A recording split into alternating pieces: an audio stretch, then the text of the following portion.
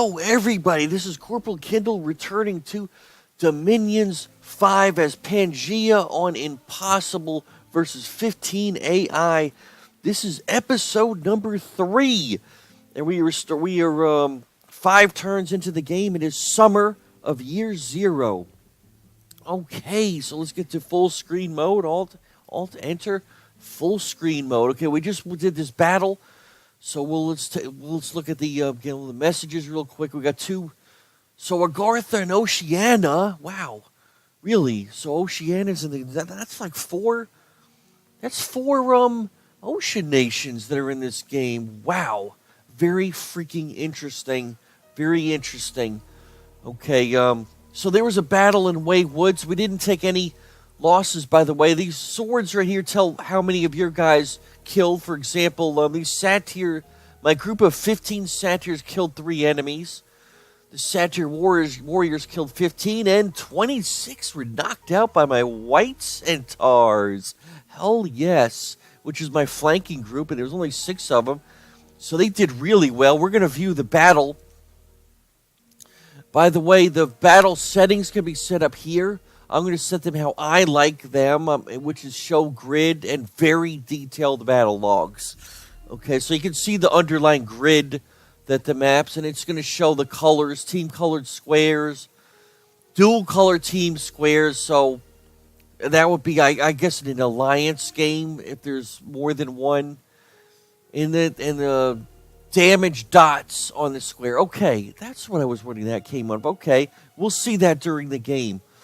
And, of course, showing the grid and very detailed battle log. So this is the very detailed battle log right up here.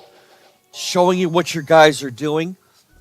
I would actually prefer if this went all the way down, and because it does go kind of quick. So we'll see right here, for example, militia missed the white centaur. So one of these militia units over here probably threw a spear or something. Well, that one doesn't. Militia, white. Oh, where? That was over here. I see. Right over here. One of these militia units that has a spear attacked versus my white centaur. So right here you can see it says he missed it. We got a roll 15 versus a roll 26. Wow. Now that is interesting. A roll of 26. So how could he have got 26 with a roll? Well, he had to have rolled multiple 6s and regenerated. 15. This might also include the attack and defense already. I'm not 100% sure. The roll, well, it's saying the roll of 26 versus attack roll of 15 versus roll 26. So what have they got? They're hitting me with a spear. So they got attack 8.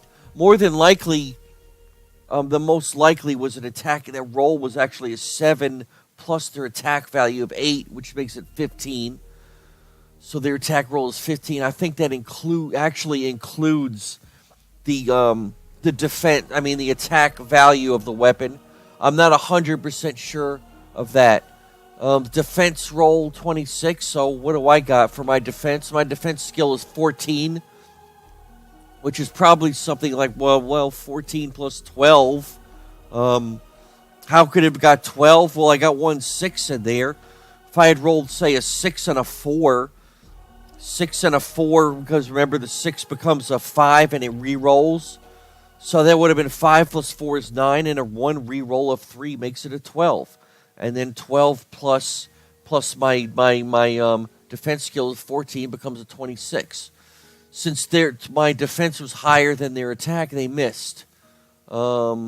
So it looks like they're missing right now. Their attacks are lower than mine. I'm looking at 15 versus 26. 15.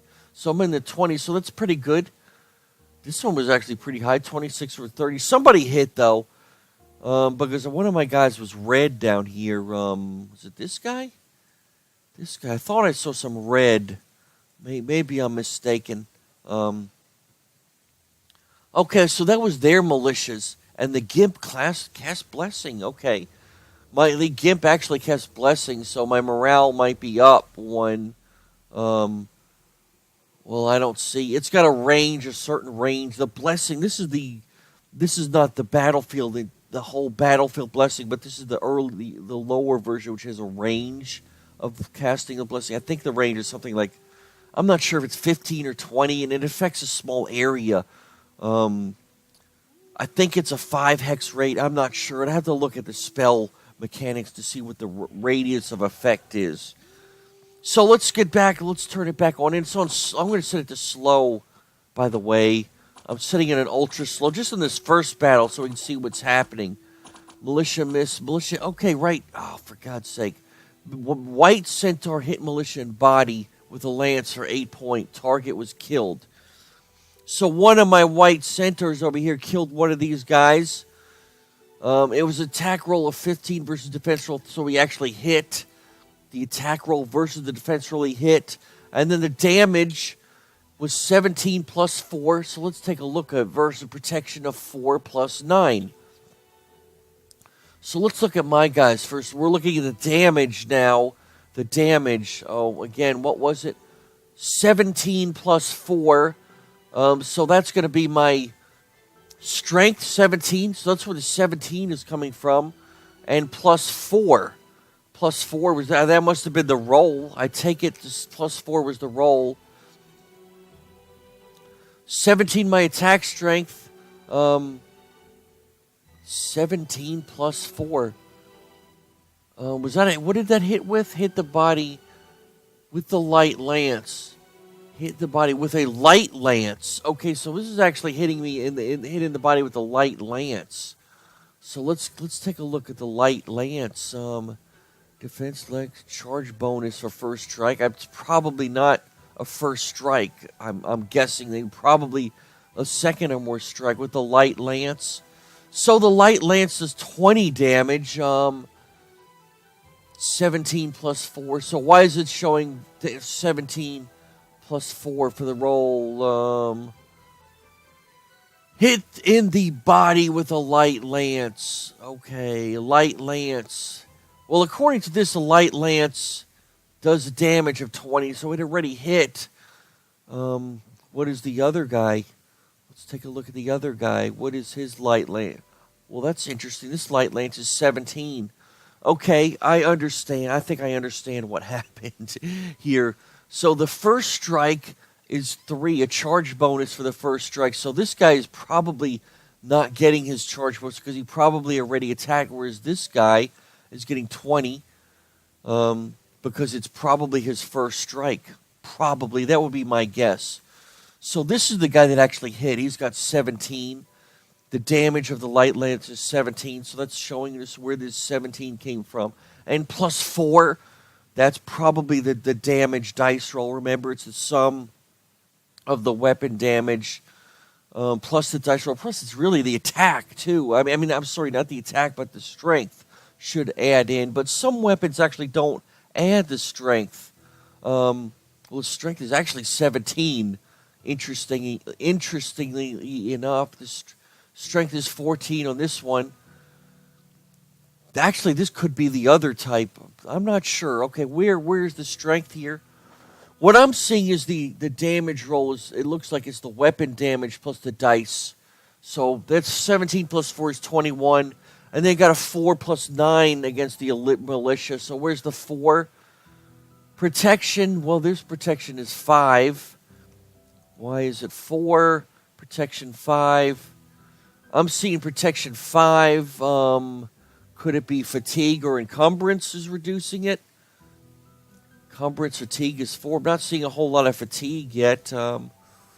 5, 4. Protection. Oh, whoa. 4 versus 5.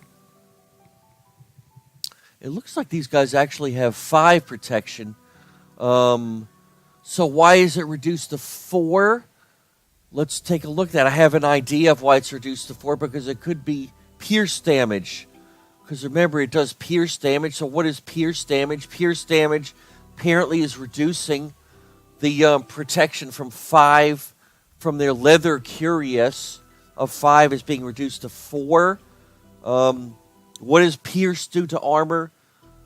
I think it reduces it by a certain amount. Is it 25%? I think it reduces it by 20. I'm not 100% sure. I will post it in the background. I'm not going to look it up right now and waste time. But if it reduces it by 25, that would be roughly 1 point, which would reduce it from 5 to 4. And then they got, their roll was 9. A 5 and 4 is 9. So that would be the dice roll. So 17 plus 4 is 21. 21 minus 9 plus 4 is 13 is 8. So 8 points of damage against their hit points of 10 would reduce it to 2. So who's the guy that had 2? Well, apparently he's dead, so he must have already had some damage. Because if it was a full strength guy, he would have been 10 minus 8 is 2. So it must have been a guy that was already damaged, that had some damage already. So you're seeing the rolls and everything going in the background up here. Let's go back to movement. So you can really analyze this, and this is very worthwhile analyzing in battles that you lose. For example, to kind of figure out where you lost. You really want to do that. The only problem I have with this is it goes really quick, because you've got a lot of guys attacking at the same time. Even on slow, it kind of moves quick.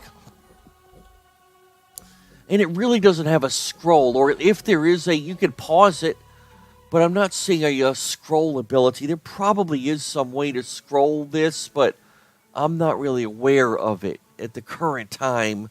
But anyway, you can kind of see what happened. You see that my flankers that I set to flank actually did flank around, even though they ran into this one group up here, and then my main frontal assault group ran into these guys.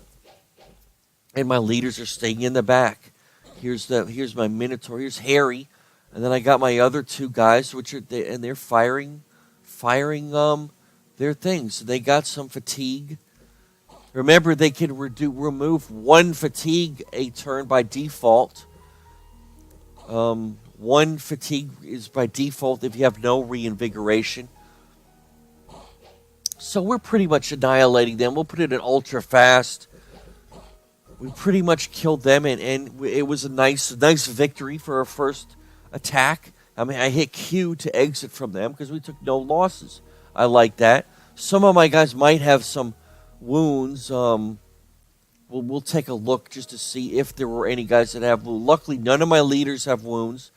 But if I go to the army setup, I'm more than certain that somebody probably got a wound somewhere. Isn't there if I hit W, I think, is it Control W? Darn. There's a way that you could, actually just look at wounds here. Shift W, Control W. Can't remember what it was. If I highlight the whole squad, is it selecting the whole squad? Doggone it. And then hit W? Or is it Control W? I can't remember. I'll look that up. There's a way there's a shortcut method of just looking at the squad to see if the guys are wounded. And I can't remember what it is right offhand, but I'll look that up. So I'm just right-clicking randomly in some of these guys to see if there's any wounds. I'm thinking that there should be 1 or more of these guys should have some kind of wound. I'm not seeing any right now. I may have got lucky. Okay, here we go. So here you go. Here's a guy that got an affliction. He took a certain amount of damage. He's got a limp, so they in the attack roll he randomly got hit in the leg. He randomly got hit in the leg, and he got that percentage. I explained how the percentage of the damage that he took there is also a percentage chance of getting an affliction. He got an affliction based upon getting hit in the leg, and it was a limp. If I right-click on it, it tells you what it does. CS. I believe that's combat speed is halved. His attack is -1, his defense is -1, and his map move is -4. The map move is a strategic move. And it would probably be a good idea to remove these guys if they're moving on the strategic map, but you're going to have a lot of guys that are wounded, and they're not all.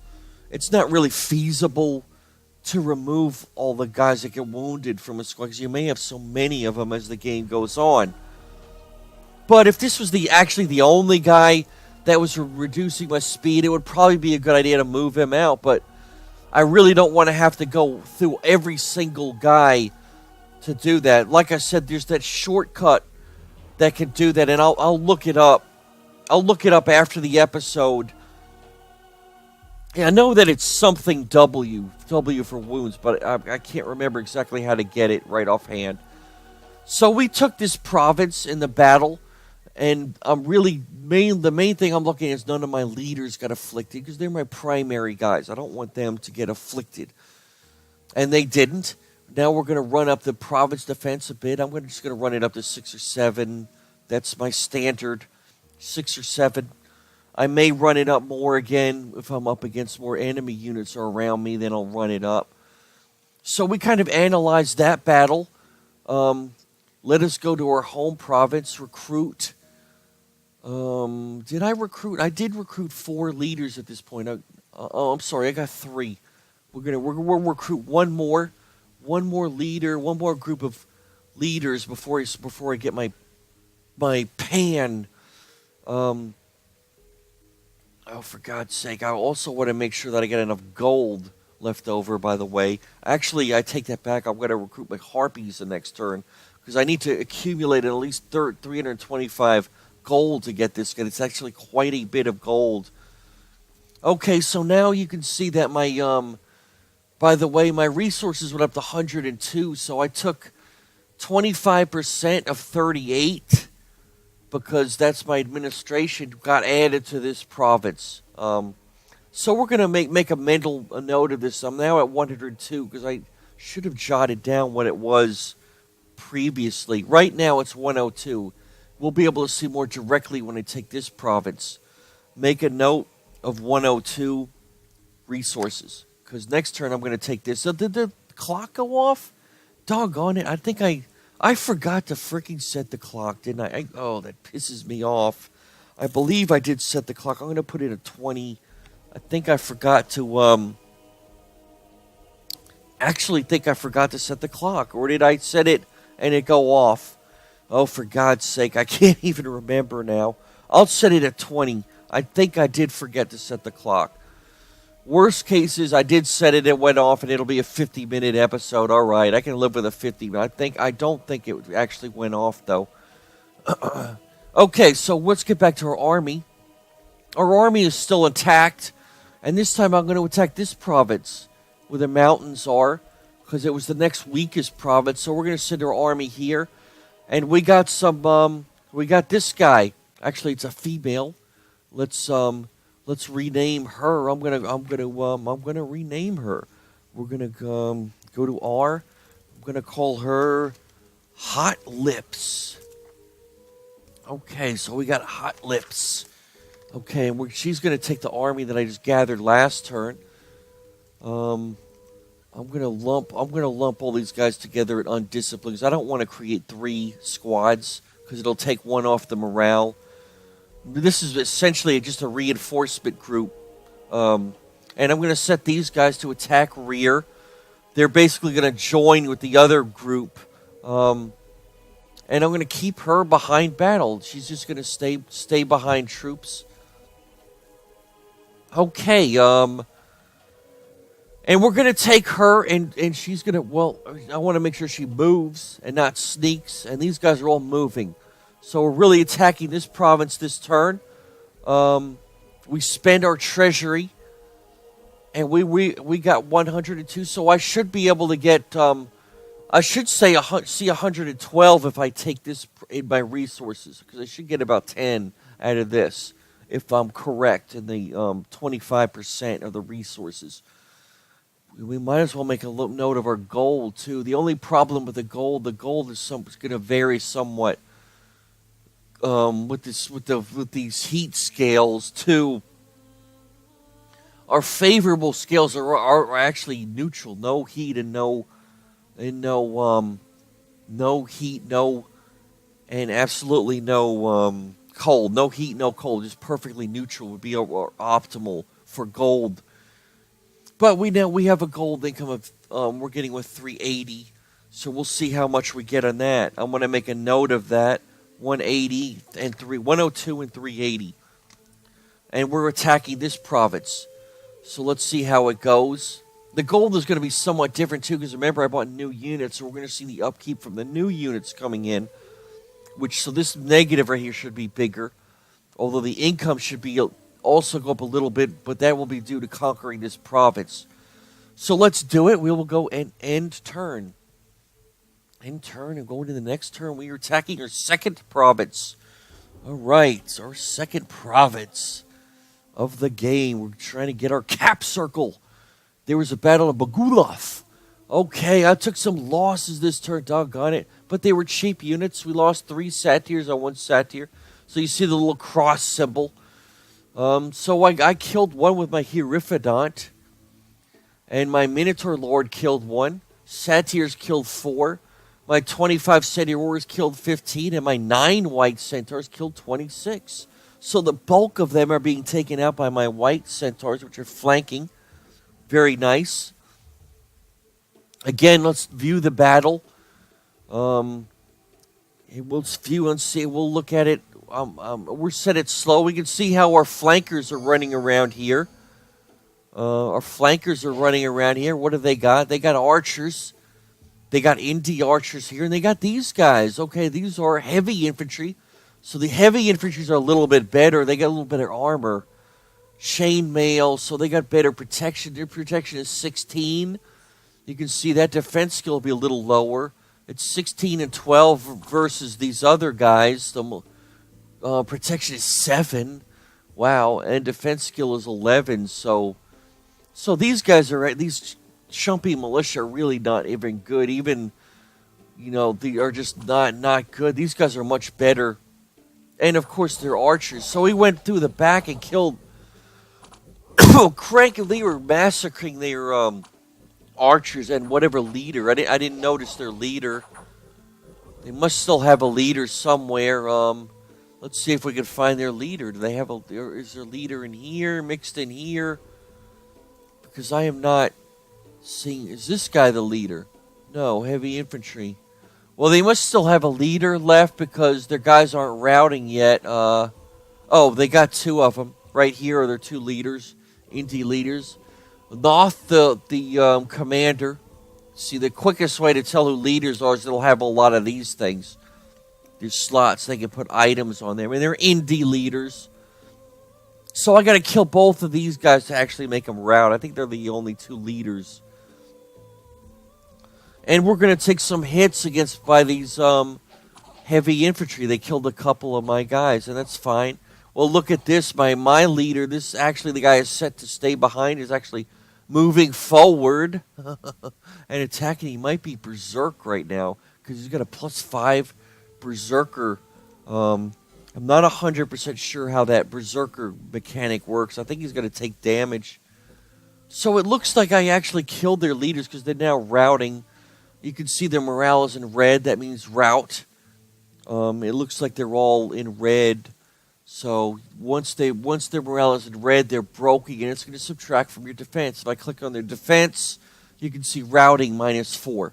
So that's one of the reasons why it's really good to attack guys that are routing. You get them; they get a -4 defense, and you can really kill a lot of guys that are routing if you have fast enough units, of course, which I kind of do because I got these centaurs which are very fast. So they'll be able to run down a lot of guys because they're fast. It's another reason why I like having mounted units. You can really take advantage of that. Okay, so let's quit that battle. We got to see we can really see the mechanics of how the battles are working now with the flanking versus the move up and attack closest, and then the importance of leaders and killing leaders to make guys rout. Okay, we did get an unexpected event. Sage, the Cloud Mage has joined. Wow. A man has appeared. He seeks to unveil the secret of the mist. So I got very lucky. I got a Cloud Mage. Sometimes chance events will happen. Each nation has 3 leaders that just randomly appear during the game. They're usually tied with the level of misfortune. Fortune versus misfortune. Misfortune is usually a little better. I mean, if you take really good skills, they'll usually appear very early in the game, even on turn 1. So if you set your misfortune scales really low, like say -3, which I've actually done before, you may not even see them in the entire game. It's setting misfortune really low is bad. I mean, I would never go beyond -1 really for misfortune. It's much worse than you think. Because right now, whatever random events are going to happen, more than 50% of them are going to be bad with a misfortune 1. I'll get good ones. Maybe it's 40, 60. I don't know what the percentage will be, but this one actually was a good one. I got a leader somewhere, a cloud mage. I don't know where the hell this mage is.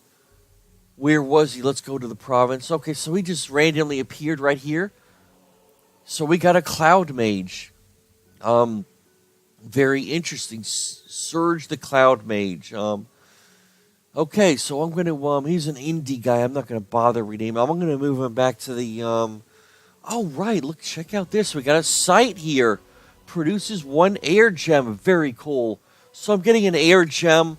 I'm going to move the leader back to the temple, and he's just going to, or the thing, and he's just going to start researching. So we got a nice little result there.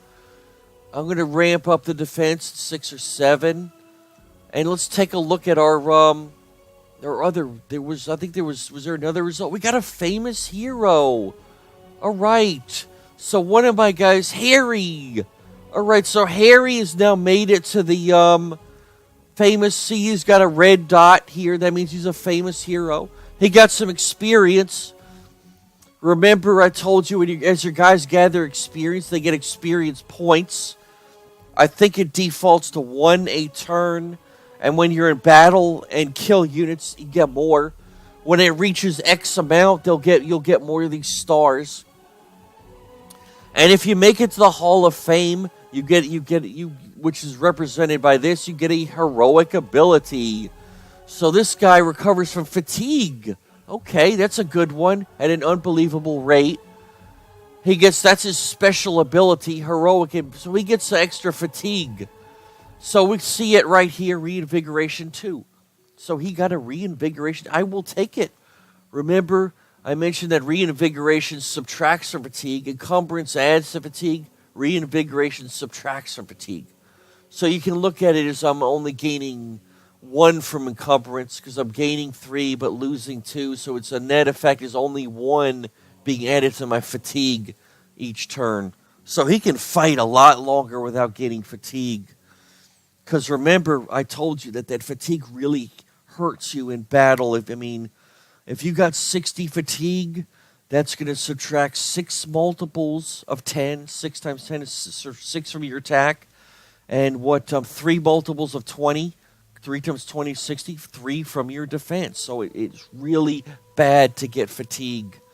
Really, really bad. Long battles, you're going to get more fatigue. And we got our new leader. Okay, we got a new leader, so we're going to rename him.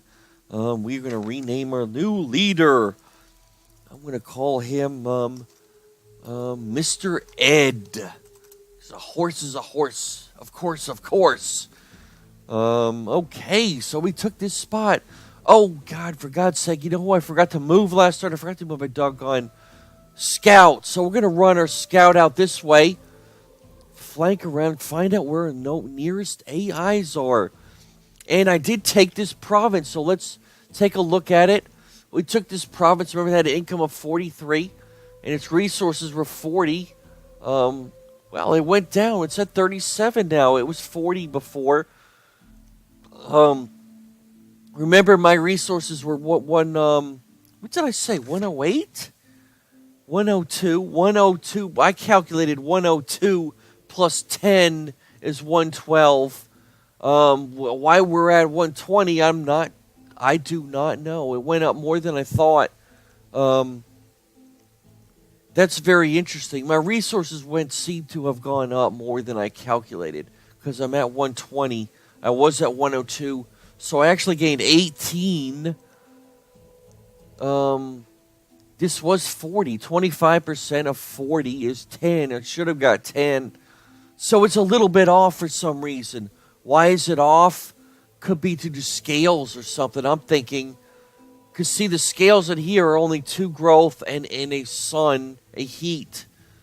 So, and I'm only getting 1 dominion. So there's an interaction that's going in this province that's not just straight up. It's being affected by the heat to some extent. Maybe for some reason this province didn't roll over the next turn or something. I'm not sure, because these things are also going to be affected by the wind, the heat, and cold scales. So you got to remember that. So they're not perfectly set. They're actually changing during the game as a result of the seasons to some extent. And what about our income? What did I calculate my income at? 380. Wow, 447. Very freaking interesting. 447. 43, 380. That would have been 320, but it should only get 15% of what you're at. And why is it going up so much? Much more than I would have thought. That administration rate divided by 15 as a percent seems to be more than what I'm calculating. 447, okay. Discovered Highlands. I don't know. There's a good reason for that. In general, you take provinces, you're getting resources and income from those provinces. It seems to be not the same that I calculated. Even if it was just 43, 447 is much more than 380 plus 43. 380 plus 43 would be 320 something. This went up by, or 420 something. This went up being another 27 past that. Very interesting. Okay, and I don't know. I don't have an answer for that right now. It seems to be going up more than I thought. So, these other two provinces are going to be much harder to take because these are heavy cavalries and these Amazons are really tough. So what I'm going to do is I'm going to take my whole army. We're going to pull them back. I'm going to take the army. We're going to pull back here and we're going to gather another group of reinforcements before I attack. So let's get to recruit units. I am at 351. I'm not going to take the pan this turn though, because I want to get a larger force to reinforce before I take those tough provinces. So we'll take our 2 Harpies scouts, and we'll take our new 3 more of these guys, and then we'll take more gold. I want to take more warriors this time. We'll run it down to. Well, let's take warriors of 1 thing. So I'll roll over the 36 gold. And we're set there. Let's do that. Where do I want to attack first next turn? I don't know, they get 40 here and 30 here. But it varies. Okay, these reports vary. I think they vary by 50% if I'm not mistaken. So this one says 40 and 30. We'll see what it says on the next turn. So let's do that. We'll generate the next turn. We'll go end turn. And see how much that was off. Because to some extent we may be able to narrow it down what the true size is. 40-30. Alright, so we're generating the turn.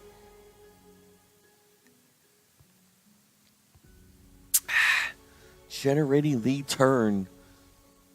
See, it's taking a little bit longer now. It's not quite as fast as it was the first turn. Okay, Tir Nanog declared a prophet, and there were no other news results. Okay, the first thing I want to do is I want to look and see where my scout is. So we're not seeing any AIs yet up around here, so let's move him over here. Luckily, I'm not seeing any AIs. One of the reasons for that might be because there's so many ocean nations crammed in here that, well, I'm calculating 4 ocean nations out of the 15. That leaves 11 land nations on the map that I'm going to be up against if my calculations are correct.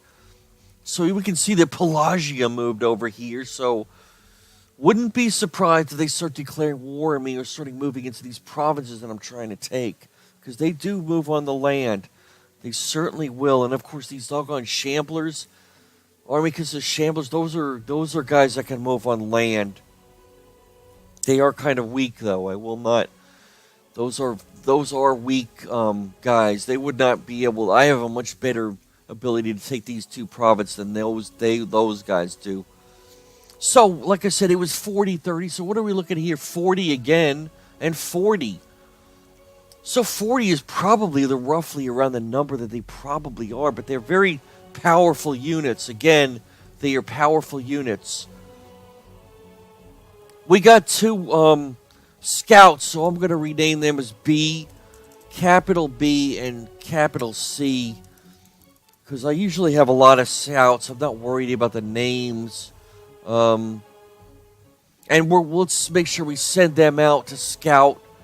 Send one over here, and my original scout. Okay, I already moved him. So that leaves us with our main army. Who do we want to attack? Good God, 40 versus 40.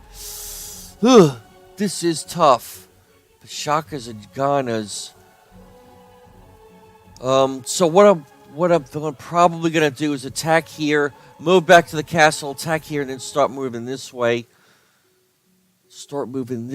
So why not? Let's do it that way. Let's get our army together. Let's group these guys into our main guys. These were actually reinforcement groups of my other guy. I actually globbed them together, didn't I? Okay, so let's get our let's get the undisciplined. Is that all the undisciplined guys? Add the undisciplined, and the main army. So these are the warriors again, and those are the undisciplined, just satyrs. And my attack rear, which are my and there's the bell. Okay, there's the freaking bell. So let's just set it up to where we're attacking, which are going to be my 3 main guys. For now, it's just these 3 leaders are going to be in the main attacking wave, and we're going to set them up to move. Meanwhile, these other 2 guys are in reserve as shuttlers. And, of course, I'm going to set my my researcher to research. So I want to make sure that my research queue, I mentioned that I wanted 2 levels of conjuration first. So that's what I did. All I did is left-click twice. So it's going to go to 1 and 2 to research. Those 2 are going to be the first that I research. And we'll stop there for this turn. The bell went off. So let's go back to the Winnowise mode. Alt-enter. Alt-enter back to Winnowise mode. And, before I exit, what turn was it? Let's see what doggone turn it was. It's early fall in year 0. Early fall is what turn? It is turn 7. So we went from turn 5 to turn 7, which is early fall. So we did a couple of turns this episode. All right, so this is Corporal Kindel signing off for episode 3 as Pangea and Impossible versus 15 AI, and we made it to early fall. We went from turns 5 to turn 7. And again, it's Christmas. Have a great Christmas, everyone, and I will see you all on the next episode. Take it easy. Have a great day and a great upcoming week and New Year's. See you later. Bye.